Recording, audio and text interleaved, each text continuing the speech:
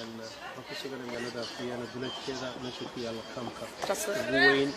ودن كان dadka la keenay muhaajiriinta oo ku kulmeen Soomaaliyeed walaal magacaaga nimco Muuse Axmed walaal leedahay waxaan joogaa magaalada Hosteri kaamka Trasfiiqan marka dhibaatada aan meeshan ugu haysta ayaan kaaga warramaynaa dadana Soomaali nahnay waxaan bishii 12keedii xageed ka timid waxaan ka yimid magaalada Soomaaliland xageed soo martay marka waxaan soo maray Liibiya Itaaliya Hosteri Liibiya Itaaliya Hosteri badda soo maray waxaan ku jiray habeen iyo maalin maxaad uga soo tagtay wadankayga dee dhibaato naga soo tagnay kulli si garanaysa Soomaaliya dhib ka jira waa dhibaato imisa safarkaagu qaatay imisa bilood imisa maalmood shaadu 5 bilood 6 bilood ilaa 6 bilood safarka bal xageed ka soo baxday marka la eego Afrika Soomaaliya waxaan ka soo baxay Ethiopia Addis Ababa to Sudan to Libya to Italia maxaad kala kulantay safarkaagii saxaraha iyo Liibiya iyo Suudaan safarkayga waxaan kala kulmay adigu khayr bay kala kulmay insha Allah markaan badda soo galan bay igu maxsuuso badnayd habeenii maalin aan ku jirnay ee doontina ugu dalashantay doontina ugu dalashantay habeenii maalin ku jirnay laakiin wallahi ilaahay uu ku badbaadiyay alxamdulillah rabbil caalamiin kadib maxaa dhacay markii doonta dalashay marka dalashtay waxaan badbaadiyay marka Mareykana haye imisa qof hayday waxaan adigu 380 qof oo waxaan laba doomood baan hayn marka cid wax ma noqotay may cid wax ma noqon laba dumar aan ugu dhalay cid ma noqon alxamdulillah waxaan badbaadiyay markabkaas Talyaaniguna keenay Talyaanigii waa kaamil lagu xareeyay qaarna fara laga dhigay qaarna way diideen annagu waxaan ku soconay Suudaan waxaan dhahnay waan dhaafeynaa Hosteri baan qabata fara naga dhigtay marka imika halkan baad degan Hosteri imika 5 bilood ba joogaa xaaladaada ka waran xaaladaydu wallahi walaal ma fiicna kuma fiicna Hosteri ma wanaagsanaba waayo Hosteri waxaan nagala soo kulmay dhaawac aad culus waxaan nagala soo kulmay muxuu haayay dee waxa ay iyadoo naqaabileen iyadoo wax xalaalo caadi ah noo qabaneen hadda siraad ka baxna faraaka ayaa la meesha soo qabanayaan xaaladeedu wallahi Hosteri ma wanaagsanaba maxaa la idin qaabili laayay waxa ugu wacan qaabilaada dee meesha kaamka waxa haysta systemkeeda ma garanayna anagu laakiin qoxontigii bay diideen ba qoxontiga ma qaabilayaan way celiyaan ba qoxontiga badankooda laakiin dadka Syria iyo Afghan kiimada wadankan si weyn u soo galay si weyn baa loo qaabilaa si fiican baa loo siiyaa sharciyada marka Afrikaankii waxa la loo qabanay ma jirto Nigeria dan Soomaalina dan Eritreanay meeshan ku dulmanay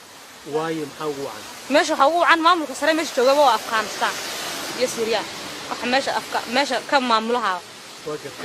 safarkaaga hadan ku noqdo kharash intee lag baa kugu baxay waxay ugu baxay ilaa Soomaaliya ilaa wadanka waxay ugu baxay 4800 oo Liibiya 4800 oo Liibiya iyo 1500 oo halkan lagu keenay wadankan hada waxa ugu baxay 8500 ugu yaraan 8500 dollar ha marka hadii aad ogaan lahayd safarkaaga halistiisa ma soo gelin lahayd ma soo galaan mana soo baxeen lacagteeda waan iska haysan lahaa mana soo baxeen mana soo doonteen haddaan saamooday lacagteeda waan iska haysan lahaa wadankeen wax kaga qabsan lahaa hadeen mooday ruunaysata yaad uga soo tagtay Soomaaliya waxaan ku soo hooyaday iyo ciyaalkayga iyo aabahay iyo dadka awlaadeedii laba ciyaal aan dhalay inaan baan dhalay imisa jir weyn labaduba inankuna waa 3 sano inantuna waa 2 sano waa sanadii 9 bilood Amir iyo Amira la kala yiraahdo goorma kugu dambeysay waxay ugu dambeysay bisheedii sanadkiis 2014 bishii tobnaad marka misla xiriirdan imika waan isla xiriirnaa waan isla hadalnaa maxay ku yiraahdeen de wallahi walaal markaan dhaawacmay loo sheegay inankaygu wuxuu wax sameysay hooyo waan ogayn inaad dhaawacantayna waan ku ogayn ilaahay ha ku fududeeyo dhaawac baa igu dhacay halkan ka soo dhacay meeshan aan joogo maxaa kugu dhacay maxaad uga soo dhacday walaal de meeshan cadaalad ma taalo Soomaali hadaan nahnay meesha cadaalad ma taalo moobila iyo wax iyadu gudaha Syria ma isleenay kadib Syrian waxaan isleenay waxay noo soo qaadeen booliska dibadda ay noo saareen anaga Soomaaliya oo badan imika inaan ku warrami doono meesha jooga iyo anaga kulligeegi dibadda nagu dhaan seexda dadkii naga qaatay moobilada iyo alaabta naga qaatayna dadkoodii baa markii uu turjumo hadlay afkiiba garanayay annagu sida dhibtaasaan haysata kadib aniguna ku soo noqday kaamkii markii dibadda la saaray dhibta darteed baan kaamka inta ku soo noqday iska soo tuuray dabaqa aan siri dabaqad ka soo tuuray dabaqa saddexaad iska tuuray oo maxaad iska soo tuuray dhibaatada iga haysta meesha iyo daryeel la'aanta iyo qaabil la'aanta iyo booliskan rag kala warramayaan wadanka waa anaga aan ku qaabilsanayn dan Afrikaanna marka dabaqa iska soo tuuraysay maxaad maanka ku haysay maanka waxaan ku hayay bad inaan iskaba dhintaba oo inaad istishaad doonaysay noloshaygu igu adkaatay dabta maxaa dhacay meeshan baan meel baahan walaal meesha meel wanaagsan ma haba hay dabaqad ka soo tuurtay kadibna waxa dhacay kadibna dee afar cishan kuma ku jira dhakhtarkan aalay hay maxay see wax ku gaadheen la gacantan labada gacmood ka jabay dhabarka hay imkana alxamdulillah dee wala taagana ku waramaya waan ka soo baxay koomadii markii dambe soo caafimaday kan baa ku igu soo celiyeen meeshii igu soo celiyeen kaamku igu soo celiyeen imkood fiicanta alxamdulillah rabbil caalamiin kuwa fiicana wala maxaa ku qorshaysan markaa sameeyay wax laalo waxaan ku imka dee ka baxbaan isla wadanka Sweden u baxmaan isla way soo qabteen maalmoodii soo qabteen wadanka halkan igu soo celiyeen dhaawaca wadankan baad ku dhaawacantay xaq u leedahay joog bay ugu dhahaan xaqan ku yeeshay sharci iyo waxaan doonayaa waan ku wariyo bayt fiican la geeyo kadib dee guri fiican la leeyma geeyay xilligaana interview iyo waxba toona laga maqaan sharcina leeyma siin halkan baad xaq u leedahay ugu dhahaan xaqna kama hayo xaq iyo xaq qowtana marka maxaad u sheegaysaa dadka ku daawanaya dadka i daawanaya waxaan u sheegayaa inay horta dadka Afrika imka joogay ee walaaladeeda Soomaaliyeed ee sharafta leh waxaan u leeyahay horta Yurub waxba ma yaalaan hana ku sahmayaan inaan Yurub timaadaan wixii naga dambeeyay kuwa joogowna Ilaahay dee khayrkeeda Ilaahay idin kulansiyo wana la aragteen adigu markaad Yurub joogtay fariintaas oo kale soo maad maqli jirin markaan Afrika joogay fariinta kale waan maqli jiray laakiin waxaan suran jiray dadku waxay sheegayaan been imika waxaan ogaaday inay dhabti tahay berefooda ayaa dhaxamo gaajo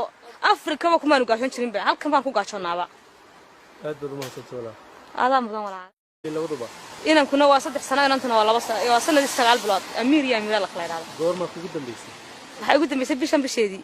sanadkan sanadkiis 2014 bishii tobnaad marka misla xiriidaan imika waan isla xiriirnaa waan isla hadalnaa maxay ku yiraahdeen de wallahi wala markaan dhaawacmay loo sheegay inankaygu wuxuu waxaad samaysay way waan ogayn inaad dhaawacantay inaan ku ogaay Ilaahay ha ku fududeeyo dhaawac baa igu dhacay halkan dabaq halkan ka soo dhacay meeshan aan joogo maxaa kugu dhacay maxaad uga soo dhacday walaal dee meeshan cadaalad ma taalo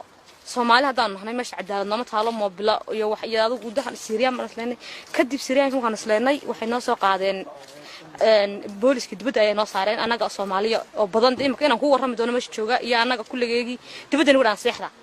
dadkii naga qaatay moobiladii alaabta naga qaatayna dadkoodii baa markii uu turjumo u hadlay afkiiba garanayay annagu sasa dhibtaasan kusugan magaalada Fiyaana duleedkeeda meesha ku yaala kaamka ugu weyn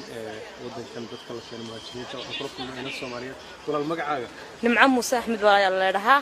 waxaan joogaa magaalada Hosteri kaamka Traskhiqan marka dhibaatada aan meeshan ugu haysta ayaan kaaga warramaynaa dadana Soomaali nahnay waxaan in bishii 12keedii xageed ka timid waxaan ka yimid magaalada Soomaaliland xageed soo martay marka waxaan soo maray Liibiya Itaaliya Hosteri Liibiya Itaaliya Hosteri badda soo maray waxaan ku jiray habeen iyo maalin maxaad uga soo tagtay wadankayga dee dhibaato naga soo tagnay kulli si garanaysa Soomaaliya dhib baa ka jira waa dhibaato imisa safarkaagu qaatay imisa bilood imisa maalmood shaadu 5 bilood 6 bilood ilaa 6 bilood safardan waxaan dhahnay waan dhaafeynaa Hosteri baan qabata far naga dhigtay marka imika halkan baad degan Hosteri imika 5 bilood ba joogaa xaaladaada ka waran xaaladaydu wallahi walaal ma fiicna kuma fiicna Hosteri ma wanaagsanaba waayo Hosteri waxaan nagala soo kulmay dhaawac aad culus waxaan nagala soo kulmay muxuu haayay dee waxa ay iyadoo naqaabileen iyadoo wax xalaalo caadi ah noo qabanin hadda siraad ka baxna faraaka yaala meesha ku soo qabanayaan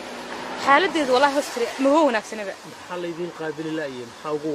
maxaa ugu wacan qaabilaada dee meesha kaamka waxa haysta systemkeeda ma garanayna anagu laakiin qaxoontigii bay diideen ba qaxoontigu ma qaabilayaan way celiyaan qaxoontiga badankooda laakiin dadka Syria iyo Afghanistan ma daa wadankan si weyn u soo galay si weyn baa loo qaabilaa si fiican baa loo siiyaa sharciyada marka Afrikaankii waxa la wax loo qabanay ma jirto Nigeria dan Soomaaliland dan bal xageed ka soo baxday marka la eego Afrika Soomaaliya waxaan ka soo baxay Ethiopia sababa to Sudan to Libya to Italia wajartay maxaad kala kulantay safarkaagii saxaraha iyo Liibiya iyo Suudaan safarkayga waxaan kala kulmay adigu khayr bay kala kulmay insha Allah markaan bad soo galan bay igu maxsuuso badnayd habeenii maalin aan ku jirnay ee doontan ugu dalashantay doontan ugu dalashtay habeenii maalin ku jirnay laakiin wallahi Ilaahay uu nagu badbaadiyay alxamdulillah rabbil caalamiin kadib maxaa dhacay markii marka dalashtay waxaan badbaadiyay marka Mareykana imisa qof hayday waxaan hayn adigu 380 qof oo waxaan hayn laba doomood baan hayn marka cid wax ma noqotay may cid wax ma noqon laba dumar aan ugu dhalay cid ma noqon alxamdulillah waxaan badbaadiyay markabkaas Talyaaniguna keenay Talyaanigii baa kaamil lagu xareeyay qaarna faraa laga dhigay qaarna way diideen annagu waxaan ku soconay suuno elektriyaanay meeshaan ku dulmannay waayo maxaa ugu wacan meesha waxa ugu wacan maamulka sare meesha jooga waa Afghanistan iyo Syria waxa meesha ka maamulaha وجدت سفر كاي هذا كله قضاء خرج شنتالك بقول بحي waxay ugu baxay إلا ليبيا إلا Soomaaliya إلا waddanka waxay ugu baxay 4800 oo Liibiya 4800 oo Liibiya iyo 1500 oo halka lagu keenay waddankan hada waxay ugu baxay 8500 ugu yaraan 8500 dollar ha marka hadii aad ogaan lahayd safarkaaga halistiisa ma soo gelin lahayd ma soo galaan mana soo baxeen lacagteeda waan iska haysan lahaa waan gartay mana soo baxeen mana soo doonteen haddaan saamooday lacagteeda waan iska haysan lahaa waddankayga wax kaga qabsan lahaa haddaan mooday ruinaysaata yaad uga soo tagtay Soomaaliya Soomaaliya waxa kastoo hooyaday iyo ciyaalkayga iyo aabahay iyo dadka awlaadeedii iyana ma laba ciyaal aan dhalay inaan yeelan baan dhalay